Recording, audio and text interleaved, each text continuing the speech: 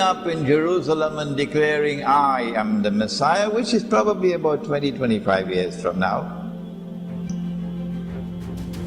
When I give opinion, I can be wrong, you know that.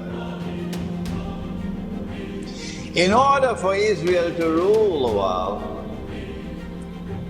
Israel has to rule over the Arabs. We spoke about that last night. And this booklet, where is it? Here we are. Medina returns to center stage in Zaman. This was my topic last night in Subang Jaya. And we have this book in Bahasa and we have this book in Bahasa outside. Israel has to impose its political and economic dominion over the Arabs as a preliminary to ruling over the world. Secondly, Israel has to impose her political and economic dominion over the Muslims, the entire world of Islam. And so Israel will have to wage war. We know for certain that one of the wars that Israel is going to wage is on Egypt. Oh yes.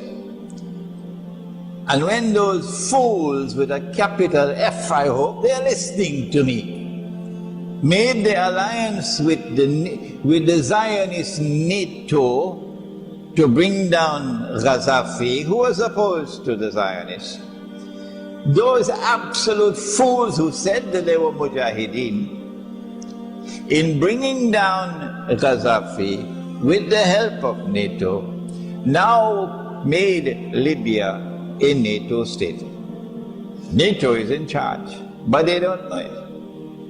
Fools with a capital F. And so when the attack comes on Egypt, Egypt doesn't have a chance now. Because Israel will attack from the east, and NATO will attack from the west, and Egypt will be sandwiched in between. We know that's coming. We know that Israel wants to destroy Pakistan's nuclear plants and nuclear weapons and break up Pakistan. We know that. We know that Israel wants to attack Syria, bring about regime change in Syria so that Syria could become another Libya. And those fools who were so foolish in Libya are equally foolish or even more foolish in Syria. And I'm not talking about the Mujahideen in Syria who have no links with the Zionists, none,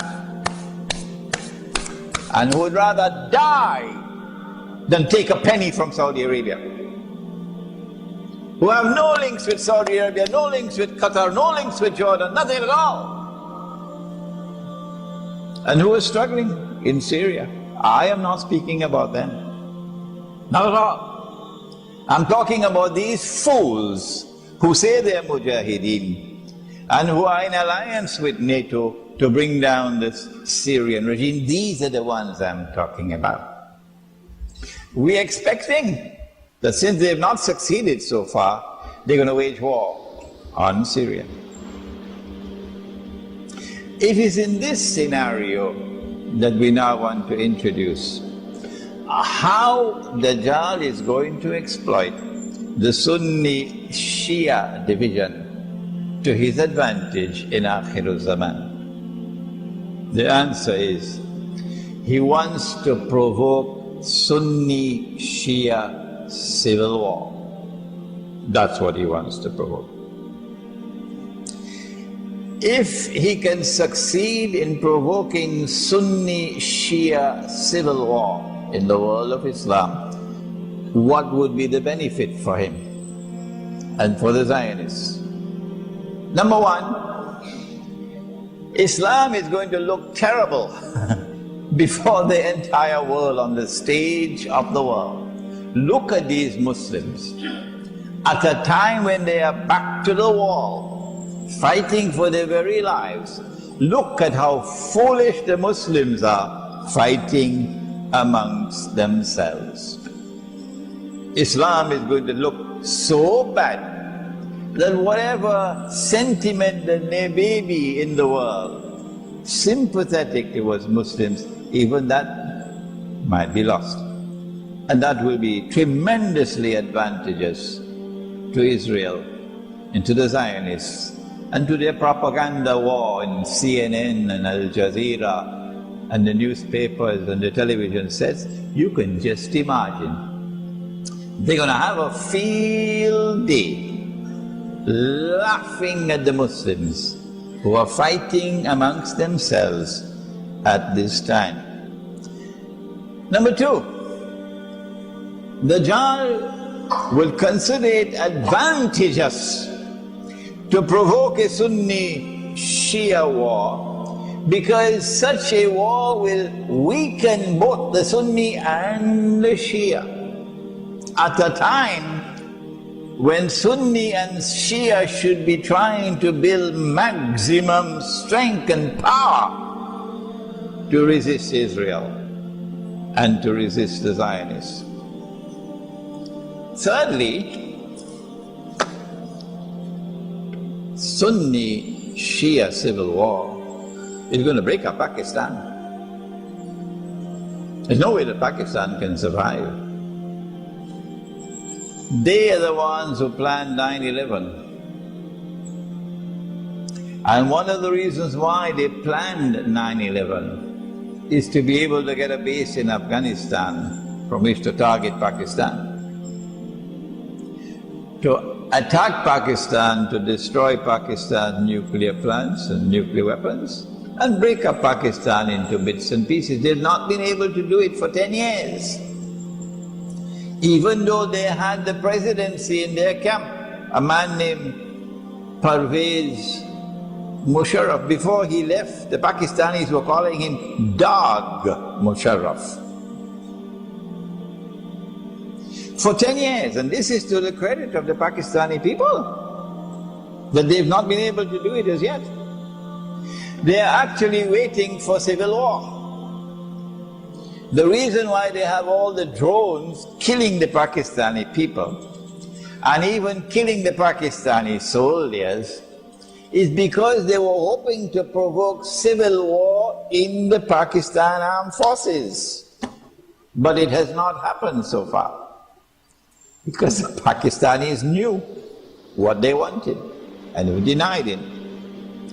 But if they succeed in provoking Shia-Sunni civil war in the world of Islam, goodbye Pakistan.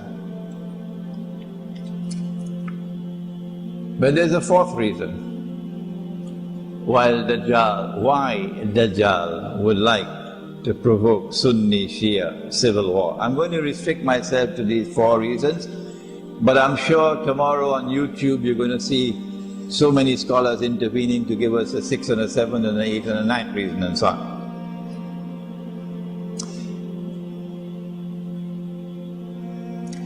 Iran is the Shia country par excellence. Well, 25 years ago, Iran experienced a spectacular Islamic revolution.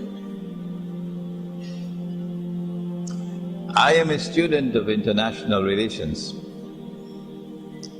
and in the language, in the terminology of international relations, we say that that Islamic revolution in Iran was anti-systemic.